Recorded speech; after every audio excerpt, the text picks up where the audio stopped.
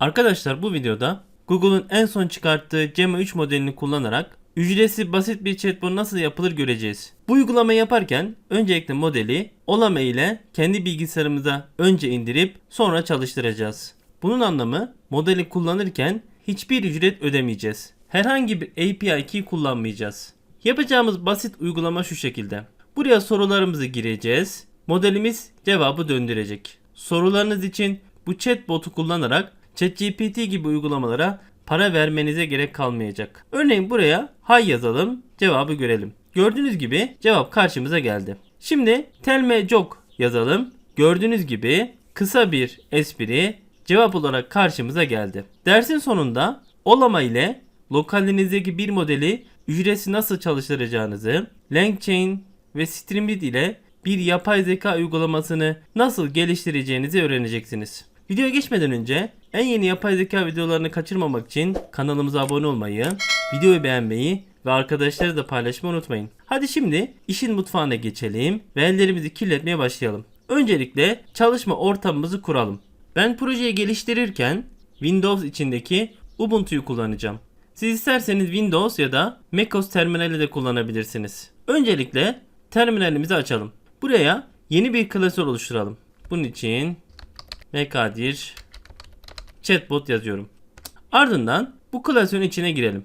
Bunun için cd yazıp chatbot yazıyorum. Tamam. Şimdi klasörümüzün içindeyiz. Daha sonra buradan VS kodumuzu açalım. Bunun için basitçe kod nokta yazıyorum ve enter'a basıyorum. Ve VS kodumuz açılıyor. Tamam. VS kodumuz açıldı. Buraya kadar umarım her şey yoluna gitmiştir. Herhangi bir sorunla karşılaşırsanız yorumlara yazabilirsiniz. Ben de bildiğim kadarıyla cevap veririm. Editörümüz hazır. Şimdi projemizi yapmak için sanal ortamımızı kuralım. Her proje için bir sanal ortam kurmanızı tavsiye ederim. Böylece projelerde kullandığınız kütüphanelerde uyumsuzluk çıkmaz. Python ile bir sanal ortam kurmak çok kolay. Ben terminalde sanal ortam kurmak için Python 3-m vnv yazıyorum. Bunun anlamı Python 3 kullanarak .vnv isminde bir sanal ortam kurmak istediğimi söylüyorum. Enter'a bastığım zaman burada gördüğünüz gibi sanal ortam dosyası oluştu. Windows kullanıcıları Python 3 yerine sadece Python yazmaları yeterli. Şimdi bu ortamı aktif hale getirelim. Bunun için source.vnv içerisindeki bin içerisindeki activate'i yazıyorum. Enter'a bastığım zaman sanal ortam aktif hale geliyor. Sanal ortamın aktif hale geldiğini satır önündeki .vnv isminden anlayabiliriz. Windows kullanıcıları sanal ortamı aktif hale getirmek için .vnv script activate komutunu kullanabilir. Tamam, sanal ortamımız hazır. Şimdi kullanacağımız kütüphaneleri yükleyelim. Bunun için bir requirements.txt dosyası oluşturalım. Bunu ister terminalden, isterseniz yeni dosya oluşturdan yapabilirsiniz. Sol taraftaki kısma geliyorum. New file kısmına tıklıyorum. Ardından requirements.txt yazıyorum. Enter'a basıyorum. Tamam, dosyamı da oluştu. Şimdi bu projede kullanacağımız kütüphaneleri yazalım. Öncelikle LangChain yazıyorum. Daha sonra LangChain Olama yazıyorum. Ardından Streamlit yazıyorum. Kullanacağımız 3 kütüphaneyi yazdık. Şimdi bunları yükleyelim. Bu kütüphaneleri yüklemek için pip komutunu kullanabiliriz. Pip install yazdıktan sonra bu kütüphanelerin bağlı olduğu kütüphaneleri de yüklemek için -r komutunu yazıyorum. Ardından dosyamızın ismini yazıyorum. Enter'a bastığım zaman kütüphaneler yükleniyor. Çok basit değil mi? Önce kütüphaneleri yazdık. Daha sonra pip komutunu kullanarak kütüphaneleri yüklemek istedik. Ve kütüphaneler yüklendi. Artık bu kütüphanelerle çalışabiliriz. Şimdi kodlarımızı yazmak için bir Python dosyası oluşturalım. Yine sol kısımdan New File sekmesini tıklıyorum. Ardından My Chatbot yazıyorum. Ve .py uzantısını ekliyorum. Tamam. Kodlarımızı yazmak için dosyamız hazır. Öncelikle kullanacağımız büyük dil modelini indirelim ve daha sonra terminalde bu modeli çalıştıralım. Bunun için buradaki terminali kullanabiliriz. Yereldeki bir modeli çalıştırmak için öncelikle Olama'yı bilgisayarınıza indirmeniz gerekiyor. Olama'nın sitesinden işletim sisteminize göre Olama'yı kolayca indirebilirsiniz. Download kısmına basıp buradan kendi işletim sisteminize göre dosyayı indirebilirsiniz. Dosyayı indirdikten sonra next diyerek Olama'yı kurabilirsiniz. Herhangi bir sorunla karşılaşırsanız yorumlara yazabilirsiniz. Olama yükledikten sonra Olama'nın versiyonunu görmek için terminalde Olama -version yazıyorum ve Enter'a basıyorum. Gördüğünüz gibi Olama'nın bendeki yüklü versiyonu 0.6.5. Olama ile açık kaynak kodlu büyük dil modellerini indirebilirsiniz ve kullanabilirsiniz. Bu modelleri Olama'nın web sayfasından görebilirsiniz. Olama'nın sitesinden Models kısmını tıklarsanız kullanabileceğiniz büyük dil modelleri karşınıza gelir. Örneğin en popüler model şu anda Google tarafından çıkartılan Gemma 3 modeli. Bu Gemma 3 modelinin 1B yani 1 milyarlık, 4 milyarlık, 12 milyarlık ve 27 milyarlık parametreli opsiyonları var. Dikkat ederseniz bu model 3.8 milyon kez indirilmiş ve 6 gün önce güncellenmiş. Bu modelin içerisine girdiğimiz zaman bu modelin ayrıntılarını burada görebiliriz. Dikkat ederseniz model tek bir GPU üzerinde çalışabiliyor. Modelin farklı versiyonları var. 4B versiyonu 3.3 GB'lık. Örneğin 27B versiyonu 17 GB'mış. Modelin parametre sayısı büyüdükçe tahmin doğruluğu artar ama model daha çok yer kaplar. Ben 4B modelini kullanacağım. Modeli çalıştırmak için buradaki komutu kullanabilirsiniz. Öncelikle modeli bilgisayarınıza indirmeniz gerekiyor. Modeli indirmek için pull komutunu kullanabilirsiniz. Olama pull yazıp modelin ismini yazacağız. Enter'a bastığımız zaman model iner. Ben tabi modeli daha önce indirdiğim için hızlı bir şekilde modelin katmanları güncellendi. Siz ilk defa indirdiğinizde internetinizin hızına göre model bilgisayarınıza iner. Tamam, modelimizi indirdik. Yüklü olan modelleri görmek için Olama list komutunu kullanabilirsiniz. Gördüğünüz gibi ben daha önce Gemma 3 ve DeepSeek modellerini indirmişim. Şu anda benim bilgisayarımda bu modeller yüklü. Olama ile bir modeli çalıştırmak için run komutunu kullanacağız. Olama yazdıktan sonra run yazıp Gemma 3 yazıyorum ve enter'a basıyorum. Ve model çalıştı. Şimdi istediğimizi buraya yazabiliriz. Örneğin hay yazdığım zaman gördüğünüz gibi model cevabı döndürdü. Harika. Modelimiz güzel bir şekilde çalışıyor. Buradan çıkmak için /by yazmam yeterli. Şimdiye kadar modelimizi indirdik ve terminalde modelimizi çalıştırdık. Şimdi LangChain'i kullanarak modelimizi çalıştıralım. LangChain nedir diye merak edebilirsiniz. LangChain, büyük dil modellerinin ortaya çıkmasıyla beraber geliştirilen bir framework. Kısaca bu framework, büyük dil modelleri ile uygulama geliştirmenize yardımcı olur. LangChain ile birçok framework'ü beraber kullanabilirsiniz. Bu derste Olama'yı LangChain ile beraber kullanacağız. Hadi öncelikle lokaldeki modelimizi çalıştırmak için Olama LLM sınıfını import edelim. Bunun için from yazdıktan sonra LangChain Olama yazıyorum. Ardından import yazıp Olama LLM yazıyorum. Tamam. Daha sonra bu sınıftan bir örnek alalım. Bunun için model yazıyorum. Ardından Olama LLM yazıp buraya kullanacağımız modeli yazıyorum.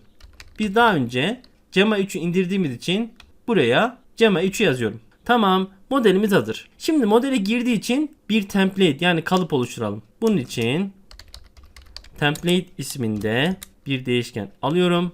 Ardından öncelikle question yazıp buraya bir değişken yazmak istediğimi süslü parantezlerine belirtiyorum. Buraya question yazalım. Ardından answer yazıp modele diyelim ki let's think step by step. Yani adım adım cevabı düşün. Ona göre cevap ver diyoruz. Tamam? Böylece girdi kalıbımızı oluşturduk. Şimdi bu kalıbı modele vermek için bir prompt oluşturalım. Bunun için LangChain içerisindeki chat prompt template sınıfını kullanacağız. From yazdıktan sonra tabi from'u yukarı tarafa yazalım. From yazıp LangChain core'dan prompt'u yazalım. Daha sonra buradan chat prompt template sınıfını import etmek isteyelim. Tamam. Şimdi bu sınıftan bir örnek alalım. Bunun için prompt yazıyorum. Ardından chat prompt template sınıfını yazıyorum. Ve daha önce oluşturduğum template'ten bir prompt oluşturmak için from template metodunu kullanalım. Ve bu metoda template değişkenimizi verelim. Harika. Model için promptumuzu oluşturduk. Şimdi yapmamız gereken modele promptu vermek. Model promptu alacak ve bir çıktı üretecek. Bunu LangChain ile yapmak için bir pipeline yani boru hattı kullanacağız. Bunun için chain isminde bir değişken alıyorum. Daha sonra prompt değişkenimizi yazıyorum ve bir pipe sembolünü kullanıp promptu modele vermek istediğimizi söylüyorum. Tamam. Pipeline'ımız oluştu. Şimdi modeli çalıştırmak için tek yapmamız gereken invoke metodunu çağırmak. Bunun için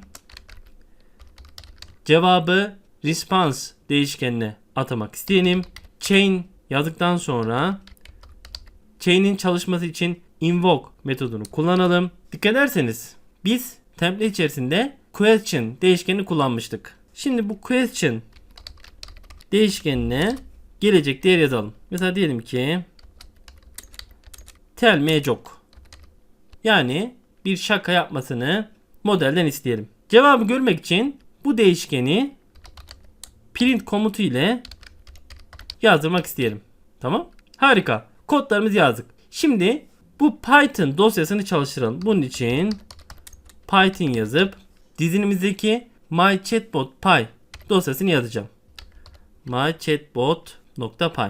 Enter'a bastığım zaman cevap karşımıza gelecek. Gördüğünüz gibi cevap karşımıza geldi. Burada espriyi görebilirsiniz. Örneğin Türkçe yazarsak ne olur bakalım. Bir fıkra yaz diyelim. Daha sonra terminali temizleyip tekrar aynı komutumuzu çalıştıralım. Enter'a bastım. Türkçe yazdım ama yine İngilizce geldi. Diyelim ki Türkçe olarak bir fıkra yaz. Bakalım bu sefer nasıl bir sonuç gelecek. Gördüğünüz gibi Türkçe olarak bir fıkra yazıldı. LangChain ile modelimizi çalıştırdık. Artık Streamlit ile chatbotumuzun frontend'ini yani ön yüzünü oluşturabiliriz. Streamlit yapay zeka uygulamaları geliştirmek için harika bir kütüphane. Hadi öncelikle bu kütüphaneyi import edelim. Bunun için import Streamlit as st yazıyorum. Modelimiz ve promptumuz aynı olacak. Öncelikle uygulamamıza bir isim verelim. Bunun için title metodunu kullanacağız. Örneğin uygulamamızın ismi chatbot with olama olsun. İsterseniz Türkçe de yazabilirsiniz. Tamam, başlığımız hazır. Şimdi uygulamamızı çalıştıralım ve başlığı görelim. Bunun için terminalde streamlit run yazdıktan sonra dosyamızın ismini yazıyorum. Dosyamızın ismi mychatbot.py'di. Enter'a basıyorum ve otomatik olarak lokal bir bağlantı karşımıza geldi. Bunu açmak için Ctrl Click tuşuna basıyorum. Ve gördüğünüz gibi uygulamamız tarayıcımızda çalıştı ve uygulamanın başlığı karşımıza geldi. Harika. Uygulamamız güzel çalışıyor. Editörümüze geri dönelim. Şimdi girdi için bir user input değişken oluşturalım. Kullanıcıdan girdi almak için text input metodunu kullanalım. Kullanıcıya diyelim ki type a question. Tamam. Şimdi user input girildiğinde yani kullanıcı bir input girdiğinde olacakları yazalım. Bunun için bir if deyimi kullanacağız. User input true ise o zaman yapılacakları yazalım. Modelimizin çıktısını buraya verelim.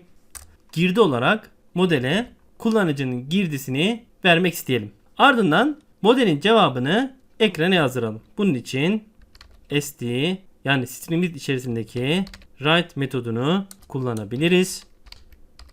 Response yazıp cevabı döndürmek isteyelim. Tamam, chatbotumuz hazır. Şimdi chatbotumuzun çalışıp çalışmadığını görmek için tarayıcımıza gidelim ve sonucu görelim. Tarayıcımızda sayfamızı yenileyelim ve gördüğünüz gibi bir girdi bileşeni oluştu. Şimdi buraya örneğin hi yazalım ve enter tuşuna basalım. Bakalım sonuç karşımıza gelecek mi? Gördüğünüz gibi response yani sonuç, cevap karşımıza geldi. Ardından diyelim ki tell me a short joke about Elon Musk ve enter tuşuna basalım. Gördüğünüz gibi Elon Musk ile ilgili karşımıza bir espri geldi. Evet, chatbotumuz ayağa kalktı ve çalışıyor. İşte bu kadar basit. Bu videoda yereldeki bir modeli kullanarak basit bir chatbot uygulaması geliştirdik. Bu chatbotu kullanarak hiçbir ücret ödemeden büyük dil modelinizle sohbet edebilirsiniz. Evet, videonun sonuna geldik. Olama, LangChain ve Streamlit ile basit bir chatbot uygulaması geliştirdik. Tabi chatbot'a memory yani bellek de ekleyebilirsiniz. Bu videoya yeteri kadar like gelirse chatbot'a nasıl memory ekleyeceğimizi de anlatırım. Benimle beraber çalışmak ya da soru sormak için açıklamalardaki e-mail adresinden bana ulaşabilirsiniz. Kanala abone olmayı, videoyu beğenmeyi ve paylaşmayı unutmayın. Şimdilik hoşça kalın.